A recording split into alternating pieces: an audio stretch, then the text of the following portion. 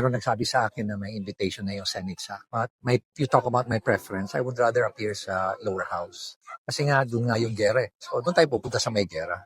And at the same time, doon naman sa Senate, with all due respect, gusto ko lang na magbigay galang sa kanila. But sana maintindihan nila na kung pwede sana, doon muna ako mauna sa Kamara. Bakit sir? Ganun ang gusto niyo. But sa House, are you ready to? Kasi syempre, kung doon yung sinasabing lawmakers sangkot sa flood control, are you ready to name them during the... Siguro, hindi ko muna sagutin yan, Buti na lang siguro. Basta ang sagot ko lang dyan is, kung saan yung battlefield, doon tayo. So how would you describe your resolve, sir, pursue this to the end? We're very much committed. Cannot describe the commitment, pero isa lang masasabi ko, we're going to keep the fire burning. Pero bakit, sir? Bakit ganun? We have a motivation, and the motivation is to make sure that our young kids, our children namin, our children, our grandchildren will have a good future. And of course, survival ng ating country. I've been reading a lot of things about Venezuela, and I don't want it to happen in our country. Sayang lang yung mga pinaghirapan natin, empowering our young people, training them to become leaders, only to find out that when our economy collapses, everybody gets negatively impacted. Hindi ka natatakot, Mayor? It can get really ugly. I heard na kung ano yung nangyari dun sa contractor na binaril sa kanya. Things can happen. But as I've said,